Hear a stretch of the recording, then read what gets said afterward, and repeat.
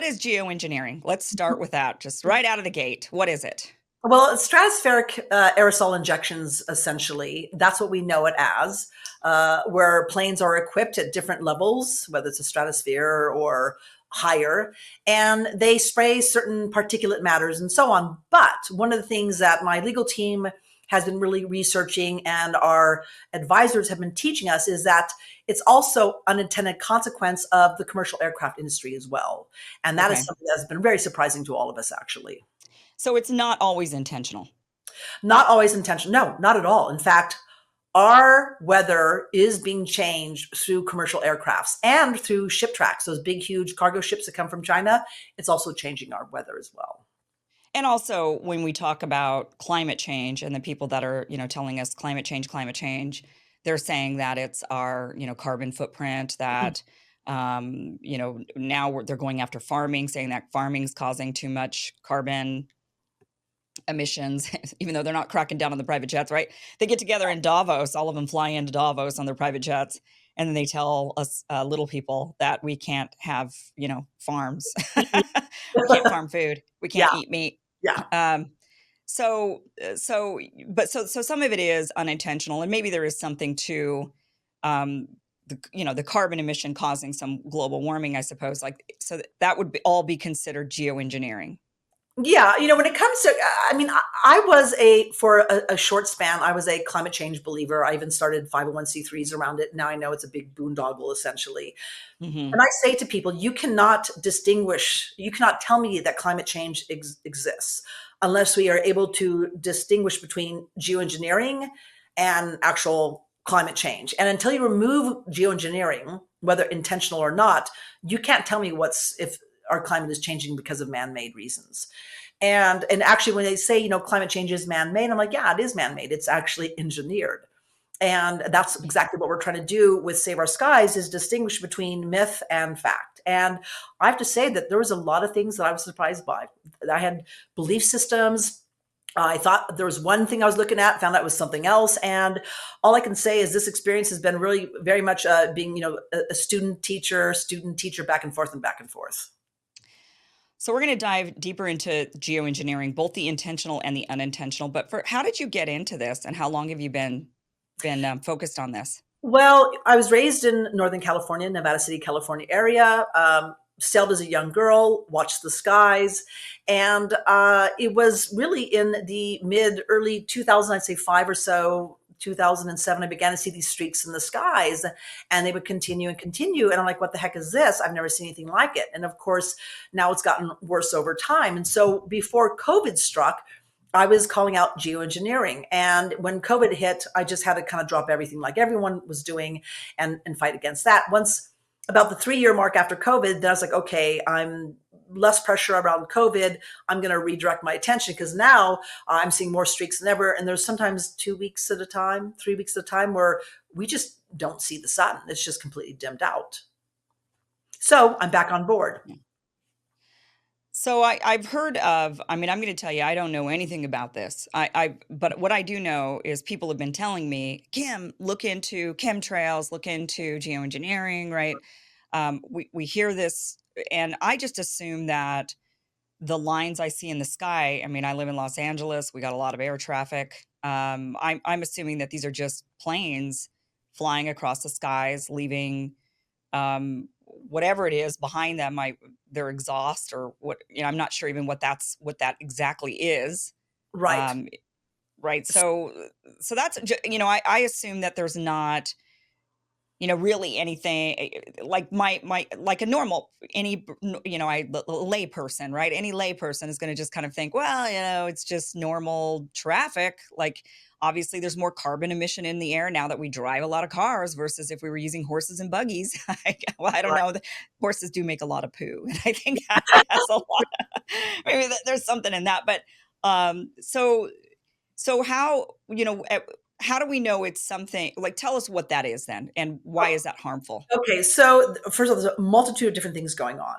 You have weather modification programs going on where they use silver iodide. These are basically canisters that can blast from ground level up into the air, right? Especially when there's storms coming in. There's also more smaller planes like Cessnas where they have flares and they're releasing these chemicals as well. This has been going on for decades. In fact, on NOAA, the National Oceanic and Atmospheric Administration page, you'll see weather modification program reporting. And you're required by federal law to report your weather modification programs. They're mostly done by the water districts, irrigation districts, are done by power companies who want more hydroelectricity and so on. And sometimes they actually pay farmers to shoot this stuff off from their land. Other times they have aviation companies doing it. This has been going on for decades and decades, especially anywhere from the Colorado Rockies west. What are they trying to do with this?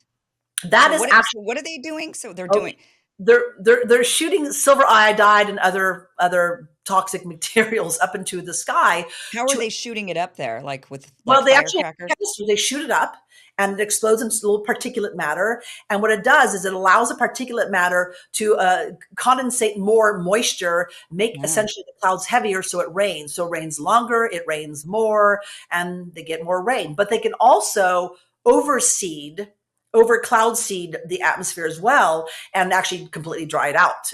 In fact, we just had supposedly yesterday a whole bunch of rain coming in and nothing happened. I'm like, more than likely they probably over cloud seeded and they actually dissipated the moisture instead.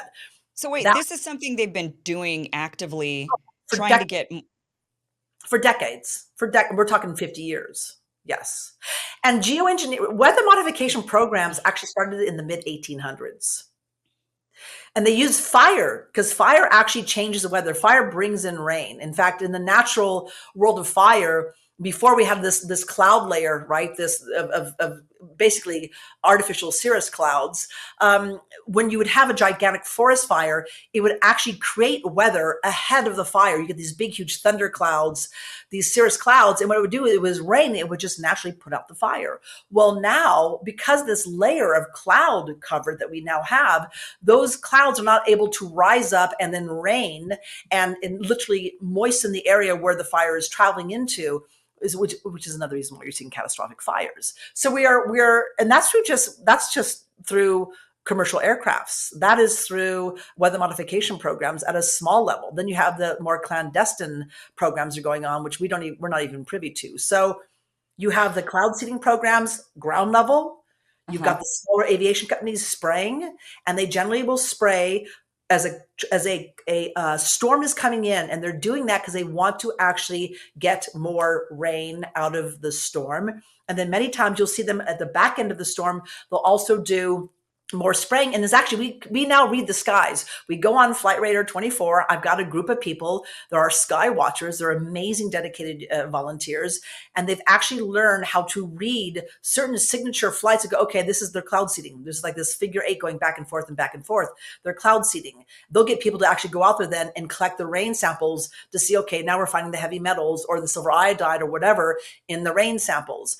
And so what we're doing is we're trying to identify where actual cloud seeding weather modification programs are happening and where there's actual commercial aircraft creating cirrus clouds unnaturally, and then where there's more clandestine programs going on, which is like, okay, wait a second, what is that? And we try to drill down to find out who is doing this program.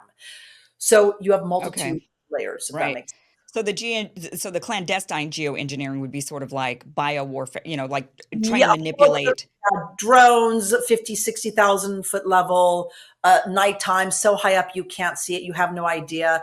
And it's kind of like looking for, a needle in a haystack. Whereas we do know for a fact that the commercial aircraft and the shipping tracks, right, the commercial shipping is already changing our weather. Yeah. So out of those three layers, two of them seem to have double layers on those, which is unintentional and then intentional. That would be the commercial aircraft. That's just like air travel and shipping travel. That's right. They're not trying to modify the weather. Just like when I eat, meat, I'm not trying to Right. Right. create climate change or whatever they're telling me that I'm doing, right? It is just a natural, just from being existing, right? It's existing. So So the it's existence, exactly. So it's unintended consequence. It's been going on really since the 70s, and now they have these different type of aircraft engines that have changed over the decades. So now Mhm. it's much more pressurized, much more condensed moisture. And what happens is that we have a gentleman by the name of Jeff, and he's a meteorologist. And his job was as working on an aircraft carrier in the Air Force. His job was to read the weather. And what he would do is he would release what's called a radio sonde. And a radio sonde is this little equipment that goes up on a weather balloon, and people around the world actually release these radio sondes every day, twice a day at a certain time. It goes up, it reads the barometric pressure, it reads the moisture, it reads the temperature, reads all these different things that gives NASA and the weather reports all the information they need so the meteorologists actually can report. And what he does is on these aircraft carriers, he would identify, okay, at this level here, you can actually fly your aircraft and come back without a persistent contrail, which would show the enemy like where your aircraft carrier is. And he would say, okay, along this 30,000 foot level, there's not enough cold air, which is like 40 degrees below or more, not enough moisture, and not enough, a barometric pressure to create persistent contrails. You can fly here. So what we've been doing is teaching our sky watchers where to expect to see those persistent contrails. And if you can actually read the atmosphere and you're like, okay, this is an area where there should not be any persistent contrails, Right. then go into, okay, who's flying the plane and what are they doing? So we actually have been teaching the public how to Yeah. read the skies. What could possibly go wrong trying to geoengineer the weather? Just like what could possibly go wrong when you try to manipulate a virus in a lab, right? I mean, what could possibly happen? So on the military level, I just kind of want to break this down and kind of go over them level by level. So on the military level, they have the unintended, maybe because they're using their war and drones and other things that they're developing, and and then they have the intended. They're trying to actually weaponize weather in order to make it beneficial for them when they need it, and to make it worse for their enemy when they want to make it worse, right? So let's start, but so we'll go over those. There's the commercial routes, which sounds like it's always unintentional. They're just doing, they're just traveling around, and they don't and ships and planes and whatever else, and like cars, and they're not meaning to manipulate weather. It's just happening, Yeah, right? they may not. Well, they may not. Who knows? They might be using the heavy metals to maybe the military is actually taking advantage of the commercial Oh, aircraft right. Okay. Yeah. metals. To People have make to it intentional. It Sure. could be, right? We don't know that. So the thing is this with commercial aircraft, back in the 70s, the 80s, you had, tens of thousands of flights. And now there's like millions and millions of flights going on, many more flights now than ever before. And we actually go through Right. 1.4 million barrels per day. And so when we actually test, like last winter, we had a huge historic snowfall amount, 60 feet in the Sierras, extraordinary damage to our trees and wildlife and so on, did not recover. And we had people going out there and actually taking rain, hail samples. And we had all this heavy metals and aluminum and strontium and barium and cobalt and titanium. It's like, where the heck is all this coming from? Well, we find out that the commercial aircraft, they're not actually with the jet fuel cleaning it out where there are microscopic amounts of these heavy metals. No big deal until you realize it's 1.4 million barrels per day of jet fuel that they're using. So, and this stuff is accumulative. And what we know for a fact is this stuff is affecting the biosphere. We have Mhm. now pollinators like honeybees that have Alzheimer's because they have so much aluminum Wow. in their brain. We now Wow. have trees are dying. This thing, well, it's because of bark beetle. It's not bark beetle. Bark beetle is just showing you a symptom of a larger, cause. In what that is, the causation is coming from the fact that all these heavy metals are now being absorbed by the trees. We have lots of ponderosa pines and so on, conifer forests. Well, now you walk into these forests and you don't smell that conifer, that scent any longer because the aluminum, and we're testing the bark, the tree bark, it's full of aluminum. So the aluminum is being absorbed by the trees. The channels are being blocked up and they can no longer absorb the water, the sugars, the minerals, and so on. So they're not inhaling and ingesting all that moisture and nutrients, and they're not expelling it either. That's why you can't smell the forest like we used to smell. And so what's happening is they get compromised and then the bark beetle come in and they decimate them. But so we are finding all of these heavy metals that completely match the jet fuel. It's in there. So That's commercial aircraft. Now, then you have the military going out there and saying, well, we're just spraying chaff, because we want to kind of hide what's going on below on the ground. So they put chaff everywhere and it's no big deal. They've been doing this for decades. Well, this chaff is actually fiberglass that's coated with aluminum, right? So it's aluminum coated fiberglass that they're spraying all over the nation, around the world, to cover their activity on the ground. And of course, you know what fiberglass does to you when you inhale it. It's terrible for your lungs. You can die from it.